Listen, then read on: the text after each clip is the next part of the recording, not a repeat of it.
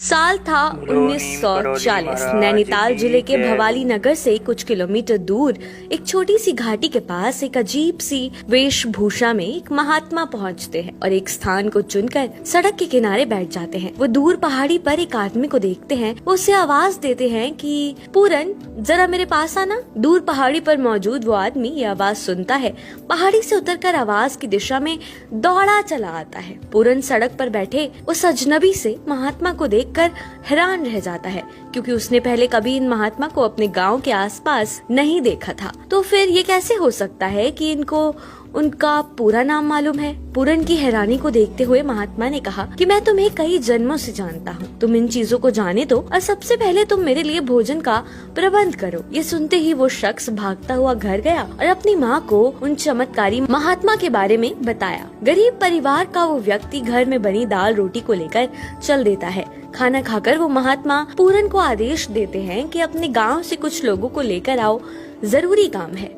जब पूरन उन लोगों को लेकर आता है तो बाबा नदी पार कर सबको जंगल में ले जाकर एक खास जगह की ओर इशारा करते हैं और कहते हैं कि यहाँ खोदो, इसके नीचे एक सदियों पुरानी गुफा है। महात्मा की बात सुनकर एक बार फिर सब हैरान हो गए, क्योंकि वे सालों से यहीं रह रहे हैं, लेकिन उन्हें आज तक ऐसी किसी गुफा के होने का अंदाजा नहीं था। लेकिन बाबा खोदने के लिए कहते हैं तो खुदाई शुरू होती है और थोड़ी देर बाद सच में वहाँ एक गुफा निकलती है, जिसमें एक चिमटा और धूनी मिलती है, जिसे देखकर लगता है जैसे किसी ने धूनी अभी अभी सजा कर रखी हो। सब गांव वाले हैरान हो जाते हैं कि उन्होंने पूरी जिंदगी यहीं इन्हीं पहाड़, पत्थर और जंगलों में गुजार दी, पर उन्हें इसके बारे में आज तक नहीं पता था। और अचानक एक अजनबी बाबा यहाँ आकर बताते हैं कि यहाँ गुफा है। लोगों की हैरानी को भांपते हुए वो महात्मा कहते हैं कि इसमें कोई हैरान होने वाली बात नहीं और ना ही मैं कोई चमत्कारी इंसान हूँ।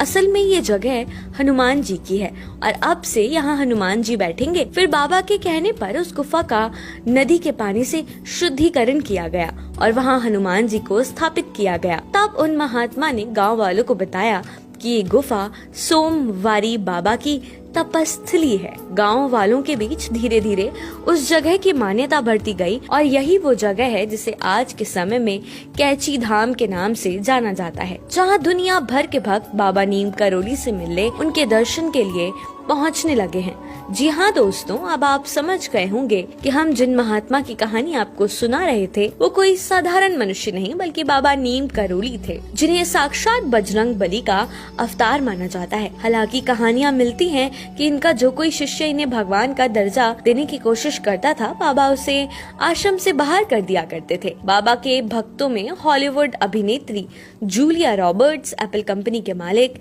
स्टीव जॉब्स से लेकर फेसबुक के मालिक मार्क जुगरबर्ग तक शामिल हैं। एक बार जब भारत के प्रधानमंत्री नरेंद्र मोदी अमेरिका की यात्रा पर थे, तब मार्क जुगरबर्ग ने खुद बाबा नीम करोली का जिक्र उनसे किया था। उन्होंने बताया था कि जब उनके जीवन में फेसबुक सहित कई चीजें ठीक ठाक नहीं चल रही थी और वो बहुत ज्यादा परेशान थे, तब स्टीव जॉब्स ने उनसे भारत में कैची धाम जाने के लिए कहा था। और जब वो कैची धाम गए, उसके बाद से ही उनके जीवन में सब ठीक चलने लगा। हालांकि जिस वक्त जुगरबर्ग कैची धाम आश्रम गए थे, उस वक्त बाबा नीम करोली को अपना शरीर त्यागे हुए करीब 32 साल हो चुके थे। नीम करोली बाबा से ऐसे ही कई चमत्कार जुड़े हुए हैं, जिनका जिक्र बाबा के भक्त और जाने माने लेखक रिचर्ड अल्बर्ट ने अपनी किताब मिरेकल ऑफ लव में किया है। जब भारतीय टीम के दिग्गज बल्लेबाज और पूर्व कप्तान विराट कोहली अपने क्रिकेट करियर में स्ट्रगल कर रहे थे और कुछ भी अच्छा नहीं चल रहा था, तो वो भी कैची धाम गए थे, जिसके बाद से एक बार फिर वो फॉर्म में लौटकर अच्छी बल्लेबाजी करने लगे। उन्हें वो रुतबा और पहचान फिर हासिल हुई।